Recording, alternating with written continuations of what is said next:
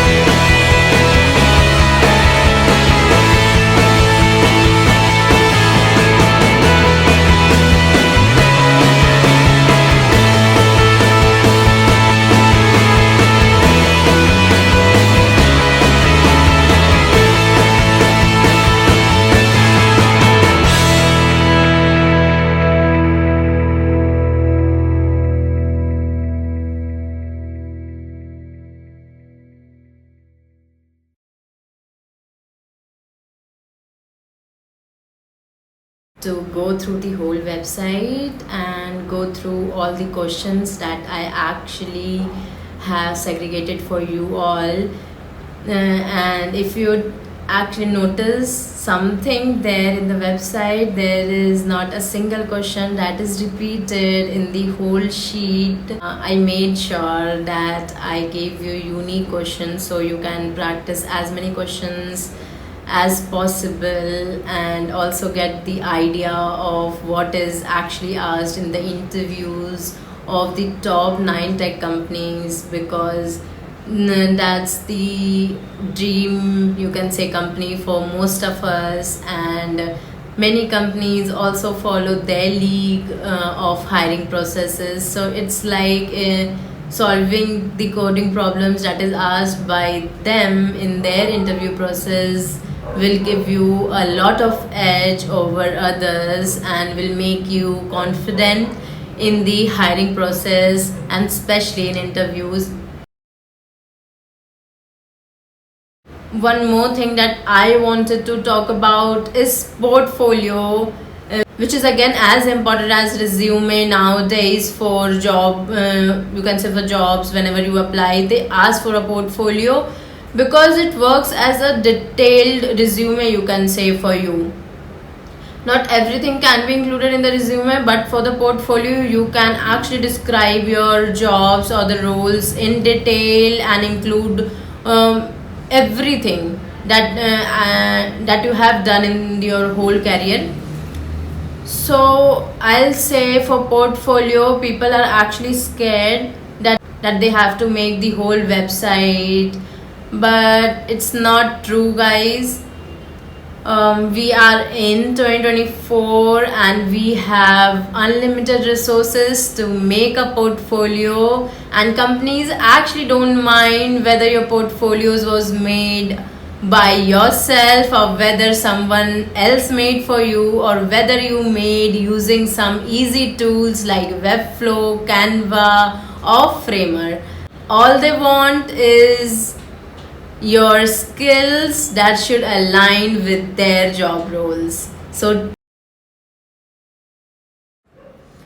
So we'll be talking about the resources for easy website making. There are three tools with the help of which you can make websites very easily without any coding or anything. So first is Canva. I think everyone have used Canva for poster making, for thumbnails, or for anything you can say. For presentation, most of us uses Canva. So I think everyone knows how to use Canva, how to add elements, how to add videos, and how to edit, how to animate the text. And Canva nowadays provide templates for website also. You can either make the website using the resources that they give, or can use some of the templates that is actually there.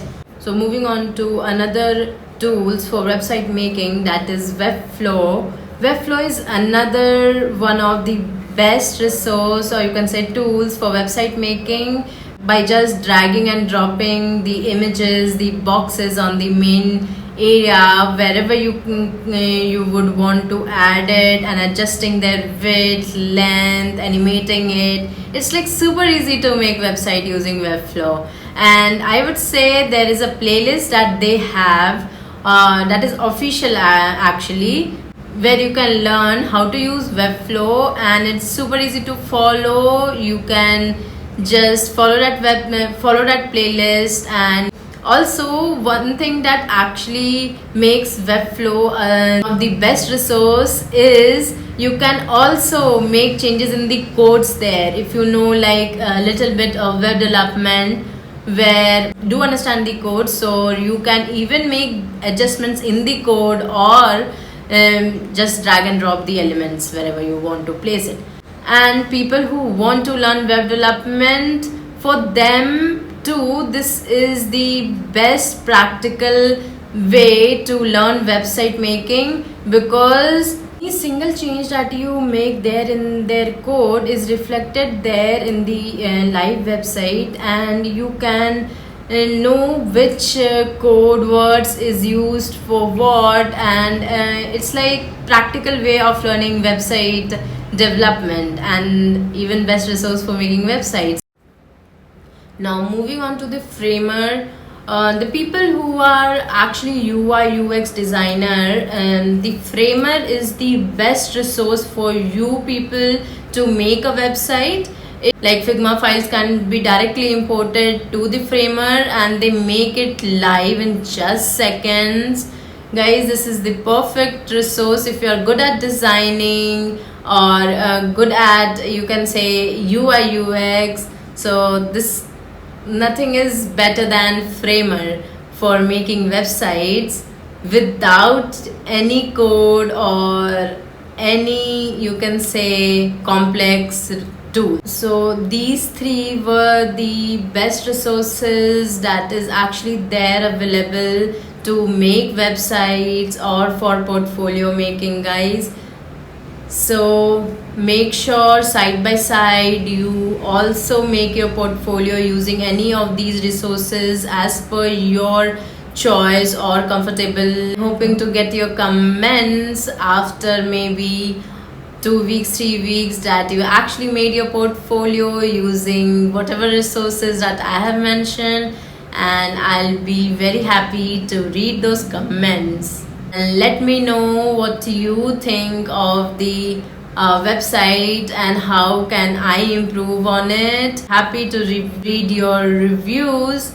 And so if you are able to solve at least 50%, 60%, 70% of the sheet, I'll be happy to know.